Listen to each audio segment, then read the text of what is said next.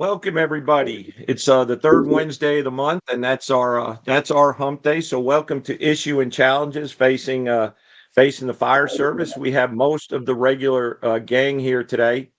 Chief Lasky, our regular host, is out teaching, so he's not going to be with us today. But we have the rest of the crew. We have Chief Salka with us, and Chief Birt with a group of people, and then we have a few special guests that we'll get to in just a minute. But today we are going to talk about all things engine, and we have a good representation to kind of talk about the suburban side, and then Chief Salka, who literally wrote the book on engine work. So just kind of want to jump in and talk about engine design and kind of defining a functional engine and what those things look like. With me today from the Colony Fire Department, I have Division Chief Mike Malone.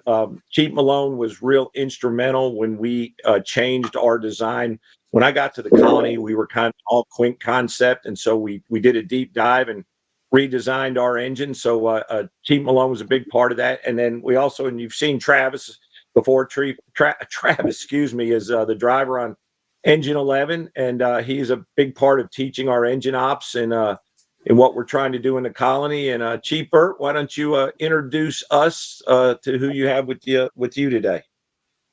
Right. So today I've got our engine spec committee, but also the guys who wrote our engine ops manual for the whole department. So we went back. We've been working on it for about 3 years, and these guys were instrumental in setting up with how our engines were going to work in the city and our operations, and then we built our rig off of it. So first off, the chairman of this is Jeff Cotten. He's the driver of Engine 5, which we just got in. We'll talk a lot about. We have Lieutenant Hefner. He's a lieutenant at Station 2. And then Trevor McDonald here, or Cade, is the lieutenant out of Station 3. Well, guys, thanks for coming on.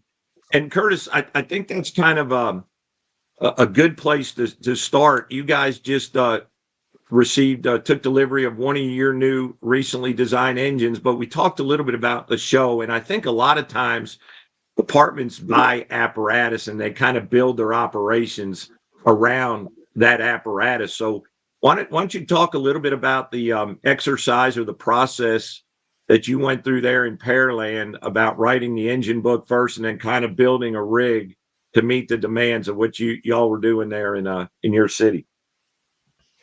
About 3 or 4 years ago, I got hired as training chief here, and we were in kind of a transition, and they were like, we're going to do this the Pearland way. And I kept going around asking everybody what the Pearland way was, and I kept getting these weird looks. So I said, okay. And I sat down with the training committee that we had, which these guys were a part of. And I said, what is the Pearland way for engine ops? And they're like, well, we're kind of redeveloping that. And I said, well, let's sit down. Let's take the 6 totally opposite areas of the city with different types of deployments that we may have to do. Let's do a house that's 25 feet off the street. Let's do one that's 300 off the street. Let's do a big box store. Let's do a commercial. Let's do some industrials. And let's design our engine operations manual and our equipment off of those. And then after that, we're going to build trucks to match what our operations are instead of vice versa. So for about the last 3 years, we've been working on it. We ordered this truck 19 months ago. Something like that. And the other thing was we had a fleet that was really bad, and we wanted to get down to very basics. So we got away from the electronics. We got away from all the fancies, and we just built a work truck. One that carries hose and one that carries stuff that guys do engine work with, and down and dirty, and doesn't have things break, so it's on the street a lot. So that's what we did. We just all put our heads together and set our operations and then built everything off of it. You know, and I think that's a trend in the fire service. And Chief Salka, I want to get to you in just a sec, but Chief Malone, did our process, was ours similar? Kind of walk us through the process.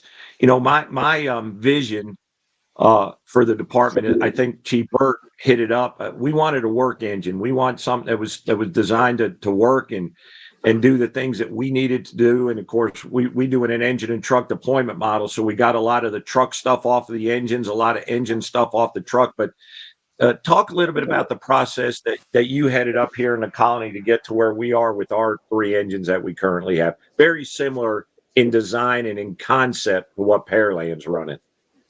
Yep. So we still had kind of a hangover from the Quinn concept. We still have a lot of the apparatus. Hangover, right? I like So that. yeah. So we knew we were in transition phase, and we wanted to do something different. And this was really our first opportunity to do that with engine design. So I was fortunate enough to be selected to be on the committee. We looked basically kind of the same way. We looked at all the districts that our engines are running, the type of fires we're making, all the different occupancies, and kind of built around that. We wanted something that was no frills, kind of the same way, less electronics, more mechanical, but something very functional that we could, respond to everything that kind of addressing everything that we were up against in our districts. And I think our guys, really love it. You guys did a good job. Chief Salka, you literally wrote the book on engine company and you travel the country. My impression, and this may be totally wrong, is that a lot of departments build their fire apparatus for something it may do and not the stuff that it's going to do day in and day out. When you go into these departments and in your research and all your experience, what are we missing, or what do we need to be paying more attention to when we start out inspecting these engines? It's pretty interesting, and it'd be wonderful if everybody did it like you guys do it, right?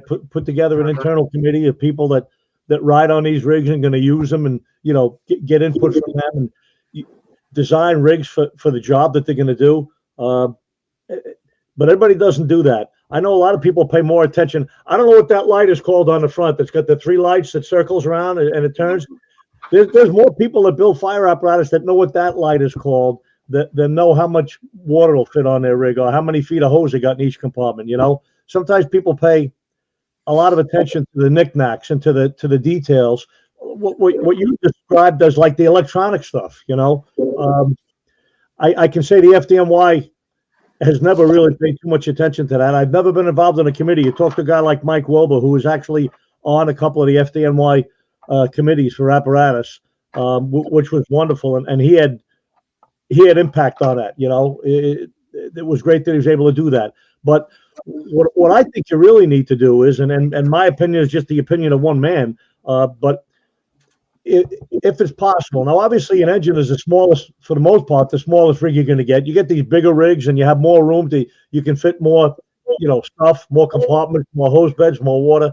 But the FDNY is we don't even have any pre-connects. We never have. I think they tried it a couple of times, but we don't even have any pre-connects. All we have is rear loading hose, 4 beds off the back, and it's been the same since the day I got on a job, 45 years ago. I'm not sure how long before that it was the same way, but our apparatus are equipped or designed, let's say, to carry equipment to do a couple of different things. Obviously, New York City is a pretty diverse city. Even in much smaller cities, you see, like somebody just said before, the different neighborhoods. You got a high-rise neighborhood, you got commercial neighborhoods, you have wood frame houses in one neighborhood or one battalion or one area. So it's great if you can design an apparatus to be equipped to do either most or all of the jobs. Obviously, in some places you may have to do something special. The FDNY always had 500-gallon booster tanks, which probably sounds like a glass of water to you guys. You guys carry a lot of water, I'm sure. But on Staten Island, about 20 or 30 years ago, they started putting 750-gallon tanks on them, because Staten Island's a little bit more rural, and there's big plots out there, and so they did some special stuff out there. And you know what? You can do that in a 3-station fire department. If Station 1 is your downtown station, obviously it makes sense to equip that, more designed towards, high-rise and standpipe operations and things of that nature. And then if you got an outlying engine out in the distance that's got mostly private dwellings, obviously then they may have to more supply hose or whatever else special there, No, and yeah, you're exactly right in that. But FDNY has a little bit of everything that all of the rest of us have, just depending on where you are and where you are in the city. So you kind of see it all. Travis, I'll ask you, and then want to go to Chief Birch guys. But as the end user, you're an engine company guy. You're a student of it. You came to us from another department, have a lot of experience. But let's talk about some of the important things. Chief Salka talked about the lights and some of the things that are nice to have. But let's talk about the must-haves when we're talking about putting together the ideal engine, and everybody's got a different vision of that. But for the average suburban fire department, what's important to you, Travis, operationally?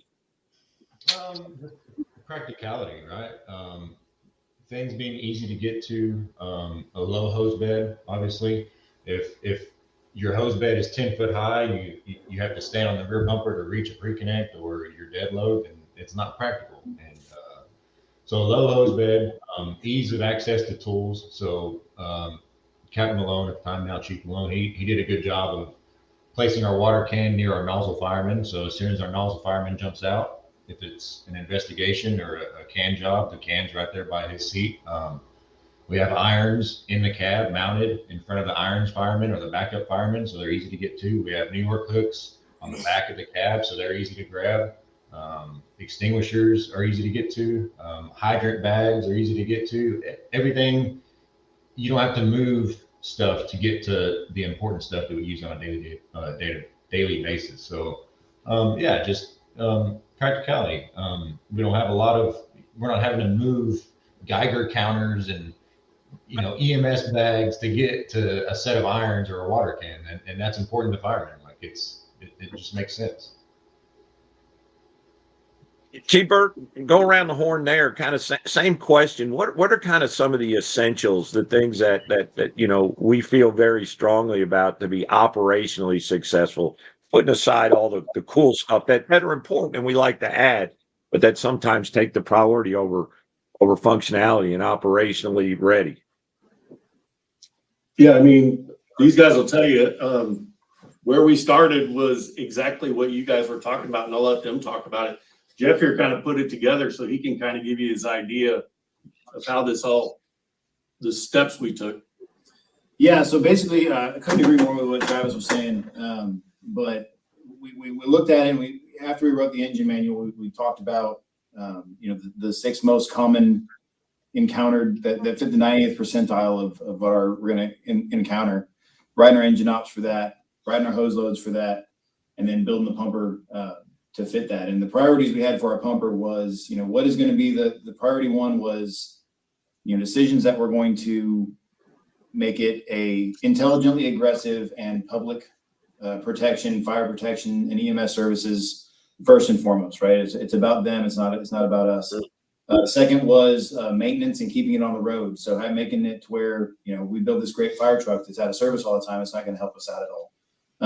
Third was aesthetics and, being, because we wanted to look cool to a degree.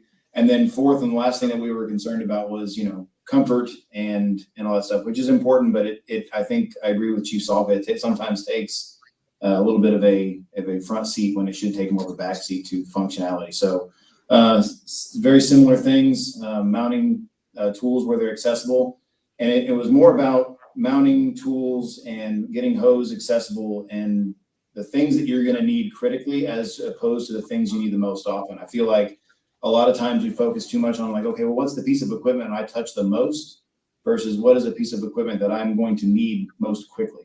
If I have to climb up on top of the fire truck to get the broom to sweep the debris out of the street after a wreck, I'm not under the gun for that. But if I need to stretch a line, I need a hose bed that's 5'2" off the ground like ours is, loaded, that is going to be one pull that's going to meet all of our stuff, all of our different occupancies, whether it's 30 feet off the road or 300 feet off the road, it's going to be the same pull.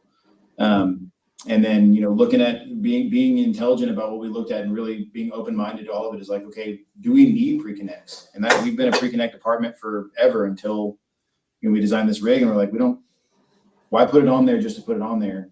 And so we don't have pre-connects anymore. We're all a reload deployment department, and it works out great. So now our guys, and it comes down to training as well, as now instead of having 6 different ways for me to pull hose on a Pearland pumper, I got one way that's going to apply. So now that same time that I have dedicated to training, I can focus solely on this one deployment that's going to fit a lot of different applications as opposed to having to do a whole bunch of different things. So that was primarily where we're at. And I'll let the bosses here talk about the front seat and well, that was important, but it's a lot of fun to drive. And I think that's important. But it's about what's going to be best for, the citizens that we serve and the job that we're here to do. I love how you set that up, your mindset, having a mission mindset, and then building a rig around that. Go ahead. What else you guys want to add to that back there in the in the second row? I think Jeff nailed it, but from an officer standpoint is, how do I get my guys to get their equipment and get off the truck and let's go make a difference? That's really what it's about. Getting out there and serving the citizens. We don't need to spend a lot of time fiddling around with stuff, like you said, it's in our way, digging through, like, let's get our stuff, let's go make a difference. That's what mattered to me, really.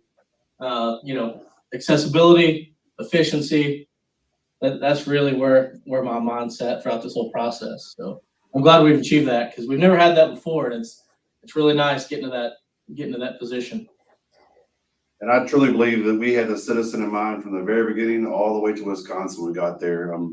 Like the time we spent walking the floor to find out which hose bed divider was going to have the hose come off the easiest without snagging was impressive. We spent more time looking at that, bumper distances, things that actually applied to pulling hose off of a fire truck, instead of looking at air ride and all the other crazy doodads that go in engines nowadays. Yeah, no, we get a lot of online attention for wanting, y'all just trying to be like FDNY, which I personally take as a compliment. Definitely. But So do I. if that's what we're doing, then they're doing something right. So yeah, why not be like them? And I don't feel we were trying to be different. We were being intentional, and it led us to do things different. Yes, very much so. I love that, mentioning it being intentional. You and I have talked So about this. Chief Salka, go ahead. I'm sorry, you got a delay there, Curtis. Go ahead. Sorry about that. One of the things that we did when we first started this was, and you and I have talked about this for years and years, is make things offensive first and defensive second. So we made this truck so that it was offensive. Everything was set up offensive, because that's where we need to get water on the fire immediately. So get it that way. If we need to go defensive, we have time to change things out or recalibrate or do whatever. So that was another thing, was this is a pumper, and the very first thing and the most important thing is getting water on the fire. Salka's talked about that forever with us. And that's what this was set up, to get water on the fire. Love it. Love it. So Chief Salka, you have two extremes, right? The biggest fire department in the country, and then your volley service. And, that's a majority of the American fire service. And we probably have a lot of people listening going, man, they're talking about these $1 million rigs, and that's not in our wheelhouse. Talk a little bit about how you've got to change your mindset when you're going from being the 18th Battalion in New York City to coming back and being the former chief of your volunteer department, and you got to make that work.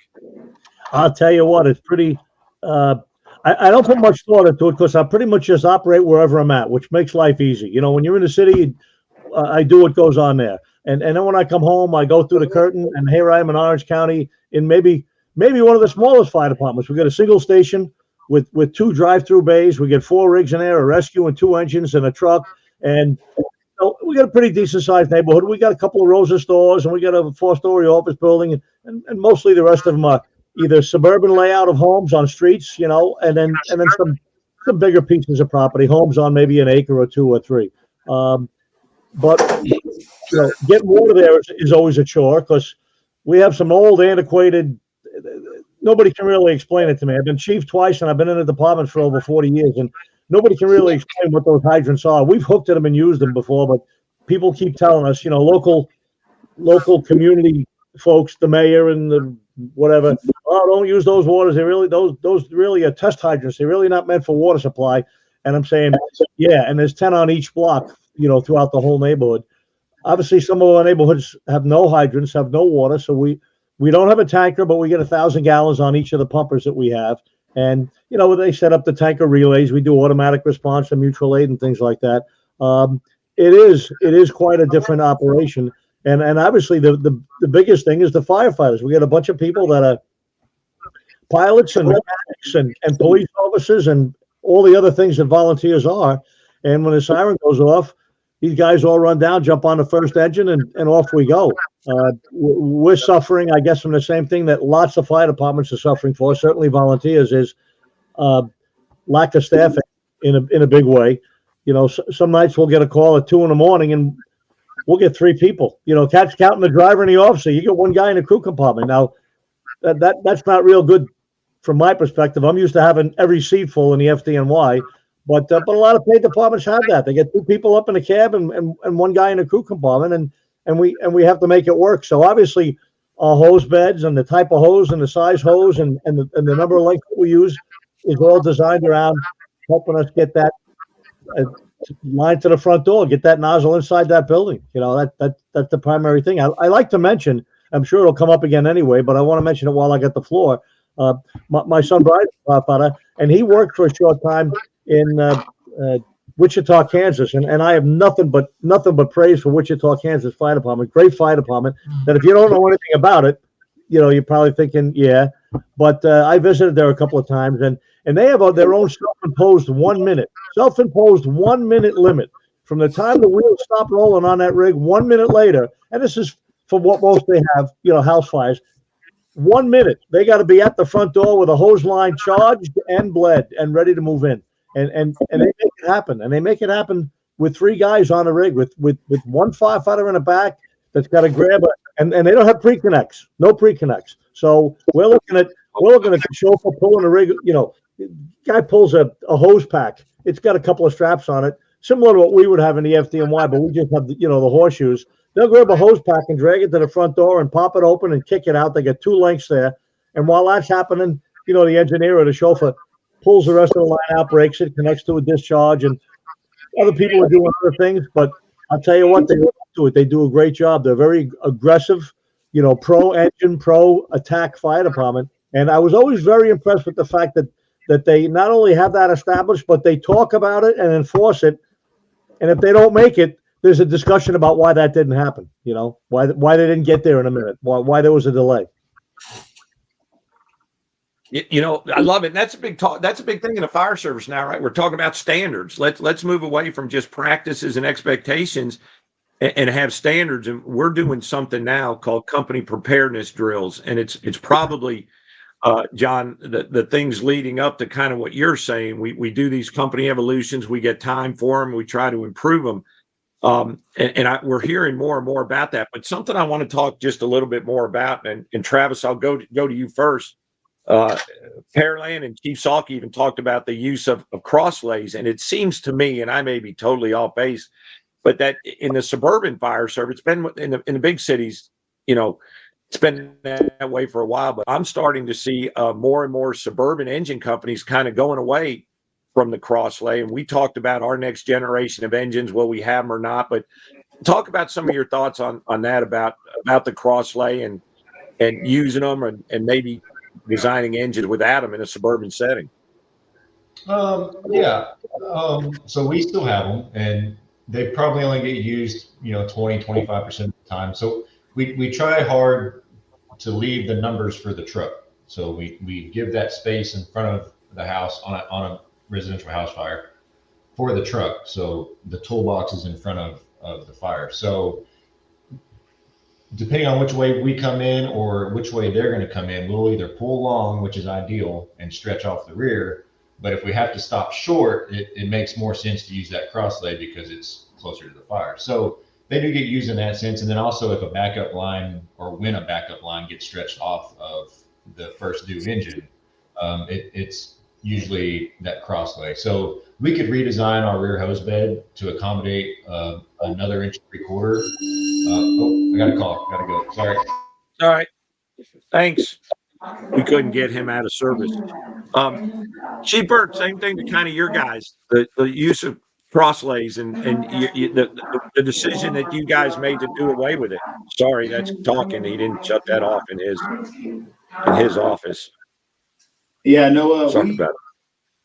we did the same thing. So I actually went to Wichita Hot one year and saw Wichita their stuff, and that's kind of where I got a lot of the ideas that, along with Chief Birt from his previous departments, about the rear hose loads and how we have them. And so I think that's an important thing too. Is we didn't invent much of anything on this rig. We're using stuff that people have done for a long time.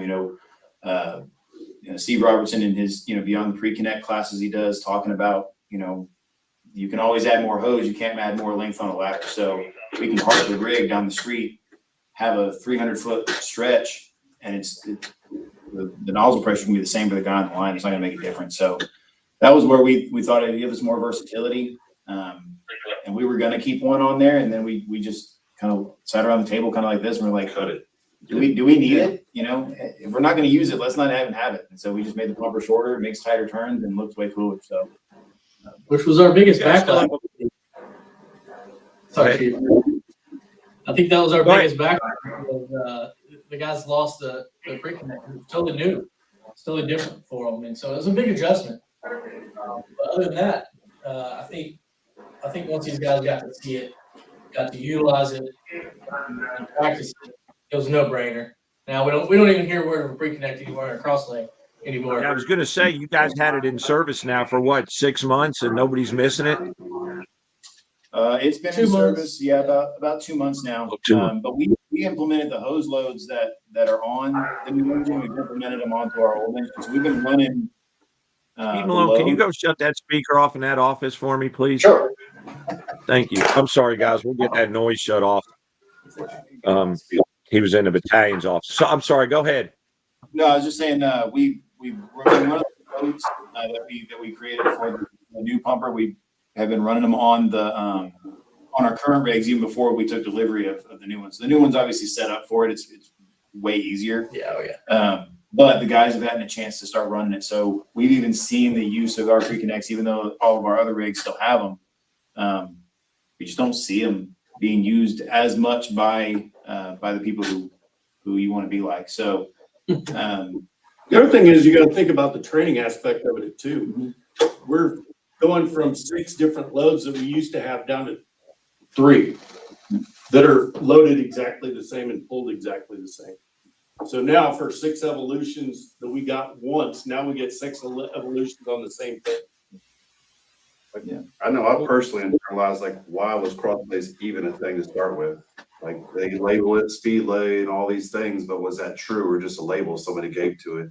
And then people don't want to go away from it just because the label speed might not be inherently built into it. yeah, I promise I'll put one of my guys up on anybody pulling a crosslay, and my guys will do it faster. That's outstanding. And now it's widely accepted and nobody complains about it or has any, they didn't even remember what it was like to have it.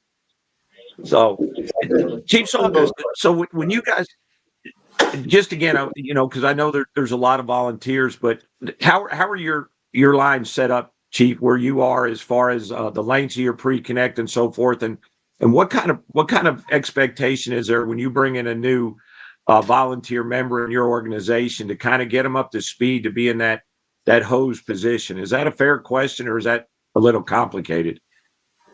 No, you know what? I don't think we really have anything that's very complicated or very difficult or very hard to remember. And, we have a drill every Wednesday night at the Volunteer Firehouse. And, after committee work or housework, checking all the rigs and, the bottles and the air and the water and the radios and all that. After everything's checked, there is a drill. There's a drill every single week, except meeting night, which is the second Wednesday. But and we just throw questions around. I know that's what I do. I know if I'm sitting around or after we get done, if we're sitting around a table or standing around the apparatus floor waiting for whatever lieutenant or captain is going to, run the drill. Sometimes I'll throw some questions around just at whoever just happens to be, unfortunately, standing right next to me. One of these young kids, 21, 22 years old. We have a great stock of young men, great guys that all joined about, in the past 7 or 8 or 9 years, a bunch of them joined. I was a little concerned while it was happening, but they have all stepped up and grown up. And boy, I think just about every officer except for me, they rotated me back in because somebody moved away and quit, and I had to jump in one of the officer slots. But other than, silly old me, the rest of them are all young guys that are really interested in what's going on and studying and paying attention. And, if a rig's got to go out of service for the day for whatever reason, the Hearst tools move from this rig to that rig, and they all remember it and know what they're doing. But back to your question, I'll just throw questions out all the time, and I'll just point to one of the pre-connects and say, how many lengths right here? And all of a sudden, the look on their faces like they seen their mother with no clothes on or something. I mean, these guys are looking at you like, holy cow. But most of them come up with the answer. And when they tell me how many lengths, I tell them how many feet is that? Would it reach the apartment walls, or can we use that for the store across the street?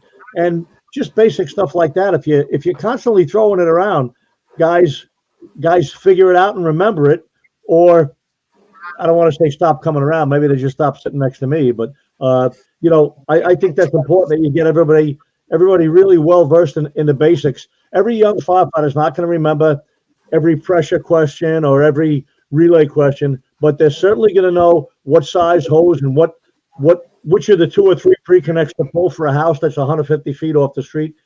That's stuff they need to know. They may be the only guy in the crew compartment on a house fire at 2 in the afternoon someday. And you mentioned Steve Robertson. He does a great class on estimating the stretch. And, I think Chief Salka, what you said, certainly has a lot of value. What amazes me, and I've had these conversations, really, you talk to an engine captain. He's the engine boss. And you start asking about his rig, and he doesn't know how many lengths here, how many lengths there, what the hose packages are. You ask about the nozzle. That's kind of mind-boggling. And unfortunately, I think that's the rule and not the exception. But just having that basic knowledge, and when we're talking about these rigs that are specified to do something, designing it with the end use in mind, with this mission mindset, you got to know the capabilities. Kind of my philosophy is, it's our job when we go buy a new pump or a new ladder truck, is we got to maximize the capability of those apparatus. Now they're $1 million+ and if that thing comes into our city, we need to be able to do some pretty impressive things with it. And you're right, the 22-year-old has to do it as well as the guy that's been there 40 years. Talk a little bit about your engine book. You gave me a copy of that way back when Braden was putting it together in Dallas and trying to do some stuff there. But talk a little bit about that and the influence it's had on you. I'm sure it standardized your operations, which some people, will even debate that, saying that we're not allowing our people to be critical thinkers. But talk a little bit about standardization and having an engine company book to kind of get your people oriented and then refresh their skills. What I did was, and having been around the country like several of you guys do as well, you can't believe that the variety of apparatus and hose beds and nozzles and even just hose. Guys are talking about the different, 1 3/4 hose, double jacketed, roll line hose. Guys start talking about the different dimensions or the thicknesses of the kind of rubber that they're using, saying, oh, my 1 3/4 hose gets 45 more gallons a minute than this 1 3/4 hose. So there's a lot of really technical stuff out there, and there's a lot of variables from engine to engine and company to company and county or state. There's still people use an 1.5 inch hose out there. But when I wrote the book, what I did was I sort of broke it into a couple of, not really chapters, but themes. And it was like the rural engine, the suburban engine, and the urban engine, right? Obviously, the urban engine is the city, like we've been talking about, maybe a little bit more hose. A lot of urban engines don't have pre-connect. They got everything coming off the back step. Then we get the suburban engine, which, Long Island, many, I use Long Island just because I grew up there, and it's one of the big, suburban areas near me. But just about every city, once you go a little ways outside the city, you get into suburbia. You get into the 50 by 100 lots and full neighborhoods full of house after house after house, whether they're grids or whether they're curved streets and things like that. And then you get to the rural areas, and it's another whole fire department. It's another whole story. Suburbia, most suburban places do have hydrants. They're not worried about water. That even though a lot of police, sometimes I wonder why so many fire departments are hauling around LDH. Suburban fire departments that have 5 hydrants on every street, every 200, 300, 400 feet, there's a hydrant, and they're hauling around hundreds and hundreds of feet of LDH. Maybe it's because they have a neighborhood somewhere in the district that doesn't have hydrants, but we have LDH in my volunteer engines, and New York City's never had it. We've never had LDH. We still don't have it. We have 3.5 inch ordinary hose. That's our supply line.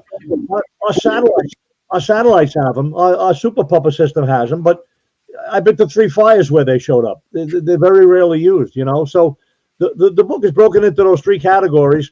and everybody pays a lot of attention to obviously their category, where it is that they work or volunteer.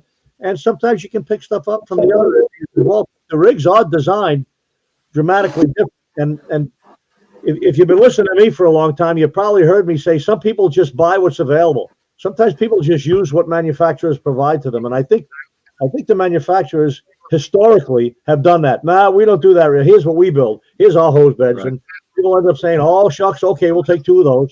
And before you're riding around with something that Steve Grave or Pierce or whoever it is, wants to give to you.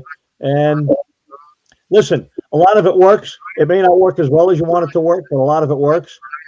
But I still think it's great if you put together, like the gentleman in Pearland talked about, putting a committee together and being, feeling fortunate enough to get selected to be on it. Obviously, you need some technical people too. Obviously, that the company representative is the guy that's going to tell you about axles and about weight and about how many the maximum we can carry is 750 gallons. The rig just from Holder. We can't design anything different. So there are going to be limitations based on what you want to buy or what you want to get.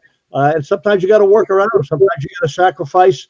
Sometimes you got to sacrifice a couple of 100 gallons of water for maybe a lower hose bed. A lower hose beds is a big deal now. Everybody wants to limit lower hose beds, and of course it makes sense because when hose on the back step, you don't want to have to use a ladder or climb up to grab the nozzle. And also the chance of injury. Guys running around in boots and stuff, and the chance of getting hurt and stuff like that. Yeah, it's hard to understand. Curtis, talk a little bit about your guy. You didn't put a book out to publish like Chief Salka did with his, but talk a little bit about the development. You referenced it a couple times. Your engine book, and I want to kind of transition this a little bit, maybe to operations, not in to get the hardcore engine operations, but kind of the expectations we have for that first in engine company and kind of laying that out. So talk a little bit about what you guys did in developing that and the info it gave to your folks. Well, one of the things we did is we really wanted to take the committee and start from scratch and question everything we did. Just like John says, you'll get a salesman who comes up and say, hey, this is the next whiz bang thing. But unless you flow it, you test it, and you gauge it, and do all this stuff, why are you putting your people in buildings or putting your people at harms if you don't really know what happened? And it actually happened to me on my last department. I got there, and I wanted to know what they were flowing and what the friction loss and all that was. And they said, well, according to the book, this. We went out and flowed it, and these guys were going down hallways with 90 GPM when they thought they had 170. So when we started this, we really brought in a bunch of different information from a bunch of different places, thinking outside the box. But then also the big thing was everything had to be tested. Everything had to have our hands put on it. Everything had to be, we put it through every test we could just to make sure it was doing exactly what we wanted it to. And so I'll let these guys talk about putting the book in, but every time they bring something back to me, I'd say, okay, let's prove this. Or let's not take somebody's word for it. Let's go out and do it, or let's go out and pull it, or let's go out and I was really, the biggest thing I did was, even when I agreed with them, and this is an old truck guy, but even when I agreed with them, I would fight them just to make them really prove it and to come up with, is this really what we want to do? And I think that's really important for you to do. That's what you were doing. Yeah. Okay, now There's a truck guy fighting the engine guy. That makes more sense. Go No, ahead. everything Chief Birt just said, we like I said, we stole pretty much everything we're doing. So we looked at a bunch of other people's engine manuals and all that sort of stuff. And then we pulled the streets and said, hey, what do you guys do that works and what do you guys do that doesn't? Because I'm just a single guy, who works on one rig, see what everybody else is doing. And so we compiled all that stuff and then we put it all to the test. It's like, okay, well, does this work? Yeah, this works really well if the house is 32 feet off the street. But what about this house over here that's got a 200-foot driveway that's all dirt? You can't put the pumper down. It's like, what do I got to do for that? Well, that's a whole separate operation. Okay, well, let's not do that. Let's do something that fits all of it. So we kind of pieced some stuff together and made it work. But that was it, just like Chief Birt said, like everything was tested. We went out into the district and found the house that was weird and, went knocked the door. Hey, can we stretch some hose down your driveway? Because we want to make sure that we can, do something if your house ever catches on fire. And that was a big, kind of community interaction thing was, showing people, get on the community and showing them like, hey, we're really concerned about whether or not we can put water on a fire in your house, and they will be more than happy to let you stretch dry hose down their driveway to make sure you put their house out. But and that's what we did, and we did that. And it took us years. It took us way longer than I wish it did. But the product I think we have at the end is, we have an engine book that will work in Pearland and if you work in Pearland. We made the Pearland way, like what Chief was saying. So, and it gives, I think the big thing that the officers will say is, able to help them set their expectations. I'll let you talk about that. You got anything? It's like one of the stuff on testing everything, getting away from just a salesman being able to come in and just sell us on this new thing. I mean, there's a profit to be made, and they're coming in with these products. So instead of just taking that little hook and putting that stuff to the test, and what we have is what we tested day in and day out. As far as like the guys in the back, I think now they're better equipped to do their job. Instead of the past, the scene succeeding or failing based off one person in one seat was a high likelihood that could fail or succeed, right? Now everybody in the back has a book that they can represent everything that I should know, they should know too. I can know everything they know. There's no more get in there and me having to tell them what's going on. They know before we even got to the scene what's going to be expected of them. I think one of the good thing is we've got 4 pumpers and none of them ran exactly the same or had anything even closely resembling each other. So now if I got a guy at 3s that's being detailed to 5s, when he gets there, he's going to know exactly the way the rig's set up, what's expected when we run our engine operations. And I think that's really important because big thing is it allows the officer to be the officer, but it's also safer because everybody knows where everybody's at and what they're doing. That's a great point. And one of the things that I get criticized about is I like a very uniform system. I can understand fire companies in different districts have different needs if you're downtown versus out in the rural areas, but there shouldn't be a difference between shifts. A shift does it different than B shift does it different from C shift. I think that's where we get in trouble. We talked about a lot of cool stuff. So for those listening, maybe want to run some of this stuff up the flagpole or maybe implement some of this. Chief Malone, talk a little bit about, I'm not the easiest person to work for, and what I provide to the Colony Fire Department is a vision. And then I approve the money and write the checks. So, you had a fire chief that was selling this vision of a strict engine and truck deployment model, which was changing itself. And then you had a group of firefighters who've always done it one way for a long time. And we're going to smooth bores and all this other. But talk a little bit about your challenges as you started this process of totally redesigning these rigs and some of the stuff you were hearing from the men and women that the operators, the one that were going to use it as we went through this process. Sure. And I think it started back even before the engine design when we started looking at our hose and nozzles and really asking, what are we doing? Why are we doing it? What are we flowing? Somebody mentioned, thinking they had 170 gallons going down the hallway and they had 95, and that was us. But we discovered all that and started implementing the changes step by step. And each step along the way, I think we were challenged. I know I was, but at each little change. But I think once you get the guys out on the training field, once you get them in the house fire, and they see the results of it, those words become, reality. And then you get the buy-in. You're like, oh, okay. And then start gaining trust and building the momentum. But everything comes at a compromise, right? When you're designing the engine, if you want 1,000 gallons, like Chief Salka said, you're going to have to give up hose bed space, or you're going to have to go with a higher hose bed. And I think really the important thing is to identify as much as possible what those unintentional consequences are of the decisions. Apparatus and the deployability and the accessibility and all those things. And the devils are in the details, and you got to really dig down and get down to those details to really come up with a product that, everybody's going to benefit from, and we'll get that buy-in. I have in my class, I got a thing on my whiteboard, and we meet in my office every morning. We talk about stuff. But I have a saying at the top that says, start with the end in mind and why, if not this, what. And I offer that out there for anybody who's maybe thinking about pursuing something like this. But the thought is, and we've hit around it all program. If you start with the end in mind, and the more you can define what this thing we're designing or what we're implementing is going to do, I call it the vision of success. The better we can define that, the better we position ourselves to identify the knowledge, skills, attitudes, abilities, all the things, cost, all those things that are go into it. But I also think the why is an important part when we start to sell this. You know, we're going to have a lot of questions, and the more we can explain the why, the more ownership I believe is going to result from that. But then the last thing is the challenge question. If not this, what? And that hits to the ripple effect of every decision we make is going to have some type of ripple effect. We may see it immediately, or it may be somewhat delayed.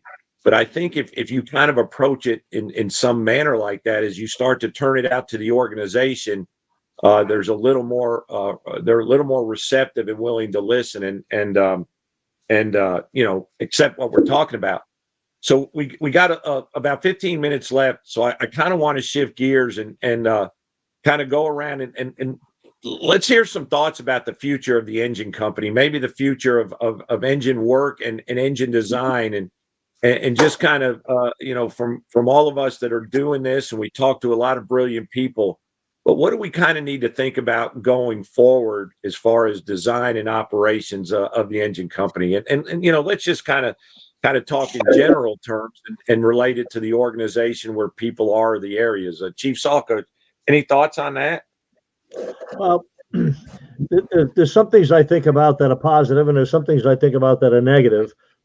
And I think the negative stuff sort of drives the positive stuff. That doesn't sound good when I say it, but it is. The negative stuff is, you know, these manufacturers and salespeople and stuff like that. They're not all demons. They're not bad, but they're trying to do what they're doing. They're in business to make money, to sell fire trucks and fire engines, and the more they can sell, the better they do. And like I said in the past, I think they sold what they sold, and we bought what they sold, and we used what we bought, and that was the end of that.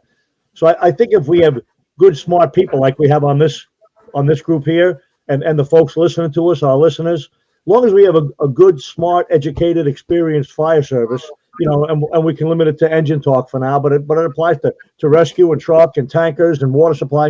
As long as we have a good group of educated people that know what they want and know what's possible, and hold those manufacturers, hold their feet to the fire and tell them, no, that's not what we want. If that, well, you know what, we'll have to go check out another company then. Thank you. And then you go, you know, you got to get what you want. And if we hold them to it to some degree, however best you can do that, there's certainly enough fire engine builders out there that you can tell them to go blow smoke and you're going to go somewhere else and get it. We just did that in my volunteer fire department. But so that's one thing that I think is real important. And the other thing that I think is important, and you may all disagree with me because I'm just sort of like the caveman here, but I think we need to just pay attention to what we're doing with right now. I'm not saying don't worry about tomorrow, but tomorrow's going to get here all by itself anyway. There's no stopping that.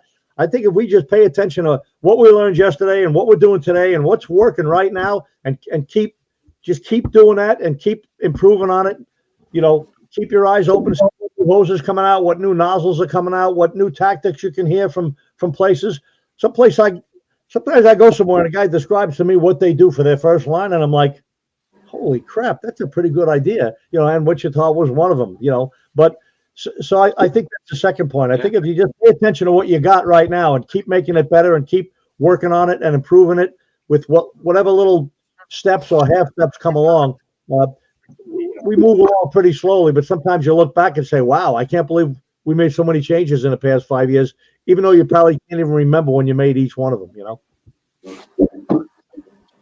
Oh, great points. Absolutely, Travis. You've been going a little bit, but we're kind of talking. We shift to the future.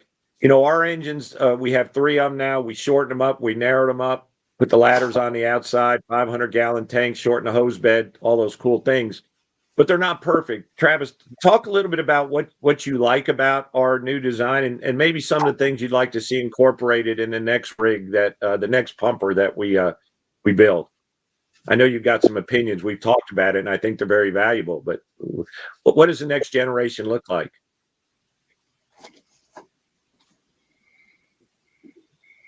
Can't hear you. You're muted. Go ahead. I Your think mic you're volume is muted. down. Your mic volume. We turned it down because we couldn't hear with over the tones. Can you hear it? Can you talk? Hello. There you go. There you go. We got you. Okay. What I was saying is obviously there's a lot I love about these engines. I think they're almost perfect. I think we can fine tune a few things on the next ones. Simple things like placement of emergency lights. If you're standing at the rear of the cab, we have one that's just right in your eyeball. So little stuff like that. We did go with the wheel crank and the pump panel on this generation. The general consensus, I think, is we could go back to the push-pull levers on the next generation. The wheels are nice because you can fine-tune the pressure, but we have so many of them on our pump panel that a couple of them you can't spin. You have to kind of, I don't know. They're just not ideal in our particular pump panel design. So little things like that. And then we could always reconfigure our hose bed to accommodate different lays or another inch and a quarter. I mean, eventually, if we get away from LDH and go dual 3 inches, I think that'd be cool. But that's a big ask. Great. Yeah, I don't know. It's very few things that I would change. Chief Birt, your crew, you've had your rigs a couple months. I know they're very close to perfect. They may be perfect, but what would you do anything different? And what do we need to be thinking about in the future? What's the next generation of the engine company look like? You all are progressive thinkers. So I think the big things is you're going to see a return to the basics. That was our thing was rather than making a rig that does everything, make a rig that does an engine very well and does engine work well, and then you leave the ladder truck stuff to the trucks and those people who have the infrastructure to do that. And then the other big thing that I think gets overlooked a lot is how do we keep this thing on the road? Which if you've got great EBTs and techs that can come out and fix stuff on the fly, then awesome. But we haven't always had that. So it's what can we put on this rig that makes it the most available parts? It's not going to sit out of service for small issues. And so keeping it on the road. And then I would also like to sign Travis's petition for no more LDH and go to 3.5. I think we're all on board with that. But what you guys? I think Chief Salka was right. It's a little scary for the future because I'm afraid one day we're gonna get a chief here that says, "Here's your new electric pumper." It scares me to death, but their technology is gonna play a big role in the future, and that's unknown. So you do have to take it day by day. You have to work with what you got and what you get. So I think the future, as far as technology goes, and we've seen these engines being choked down with emissions and all these big giant steps that we're having to overcome with design of pumpers and stuff. I think that's what the future has is like, how do we continue to design a good working pumper around all these changes that we have to make per these manufacturers, the government, or an electric vehicle or something like that? So I think that's really going to be the biggest hurdle for guys that just want to be firemen and want to have work truck is navigating those new issues. Yeah, I can't add nothing to that. Have you guys had any talk or any pressure in Pearland about looking at EVs at all? Is that even coming up? Because you guys are a progressive city. No, not at this point. Pearland. The city got kind of behind on our fleet, and we're just now getting caught up. They're really supporting us to get up to it, and they really like the fact the council, city manager's office, even the mayor just loves the fact that we're going back to basics. We're just building work trucks, stuff that we're relieving pressure off our fleet department. We're not spending tons and tons of money on stuff that aren't operational. The only thing that we put on our trucks is operational is a belt. Go ahead. What's the life? Oh, I'm sorry. We're having delays. What's the lifespan for your pumpers? Like frontline expectation and then a reserve status. How long do you try to keep them on the road? Right now, we've got them set to be 8 years frontline, 5 years reserve. Okay, we're 10 and 5 to 7, so that's kind of the deal on that. Chief Malone, your thought about the next generation engines. You were involved in this. You're kind of removed from it, but you have a lot Yeah. of work and knowledge. You were the captain on Engine 12. What does the future of the engine company look like? And then we'll go around the horn and get final thoughts on all things engine company. No, yeah, I think they hit the nail on the head. With all the electronics coming on board, you see it in personal owned vehicles. The more electronics you have, it seems like the more issues you have that aren't easily fixable. And then the other thing I think is just I really feel like we're in a renaissance with the engine companies, and I love the back to the basics. I feel like by making them a workhorse, we can omit a lot of things, and that allows us to. That means everything's on the table, so you can really address the issues, the challenges that you've been faced with. One example would be the width of the cab and the wheelbase. By not having all the bells and whistles, by not having to have everything on it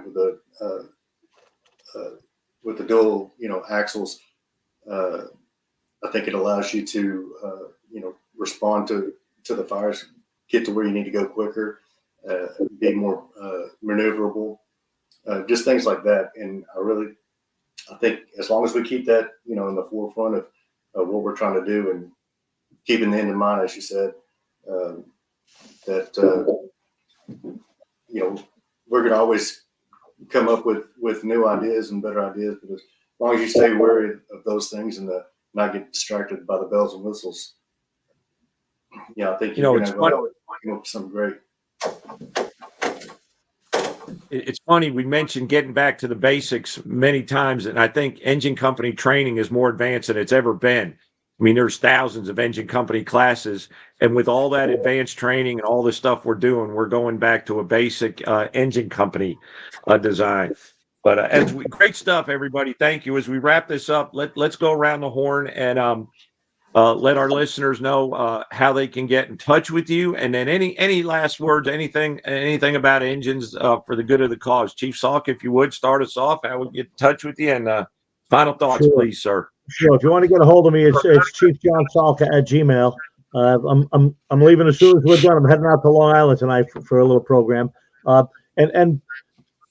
just want to mention real quick a couple of things that I tried to stress when I was a captain of 48 engine in the Bronx. We were a pretty busy outfit, all great people, and it was busy and great before I got there. And then somebody else took over after me. It was a great place. One thing I tell people all the time is firefighters, even young new officers, get your ass in there. Some people are so busy calculating shit and looking at sizes and trying to figure out flow and all this other stuff. So first rule is get your ass in there. Second rule is there's no speed limit. You should be moving like there's a damn dog chasing you when you're on the fire ground. I don't condone running, but everybody should be moving right along. There should be a bounce in your step, and that includes the chauffeur. That includes the guy outside testing a hydrant and connecting to the discharge gate. Everybody's got to be hustling, because what we got to remember is, and you mentioned it earlier, and you all know this, it's not about us, it's about them. There's some little old lady laying on the floor. There's some 2-year-old kid, laying on a bed, waiting for us to get in there and do what we got to do. So that's my final advice for it.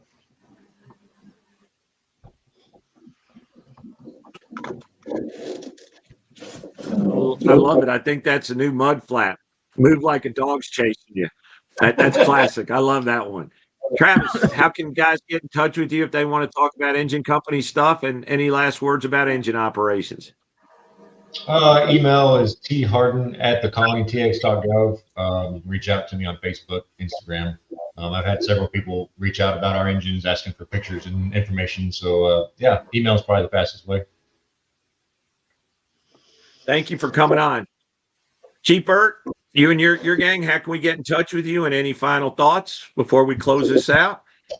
Yeah, I think just jumping on what Chief Salka was saying is just remember what engine companies are there for. Start at the basics. Engine companies get water on the fire, build everything around it, and train on it constantly. Keep it simple. That's the best way you can do it. And it's the best way to keep things easy, but also allow you to train the same way, and also to to keep it to where everybody's doing the right thing and practicing. So if anybody needs to get a hold of me, it's cbirt, BIRT at me.com. Yeah, my advice to guys, just keep working hard, keep trying to make changes so you can improve, and keep pushing, keep fighting the hard fight. It's worth it one day because eventually you get some big changes going.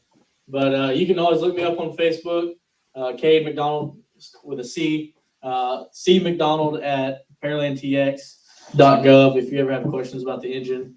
I'll be glad to reach out and provide all that for you. Excited for the future of the fire service, excited for the future of the engine company. Always keep training. If you want to reach me, you can go dhefner045@gmail.com. Yeah, Gentlemen, thank you, really. Thank you so much.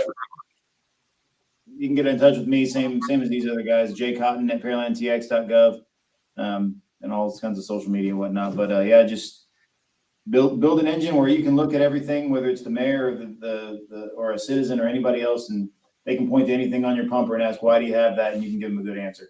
So you can Are you guys willing to share that engine company book that you guys put together if somebody reaches out to you? For sure. Absolutely. We stole everything we have, so people can steal our stuff too. All right. Gentlemen, thank you so much for coming on. Chief Malone, contact info and final words. Yeah, sure. It's contact me at mmalone@colonytx.gov.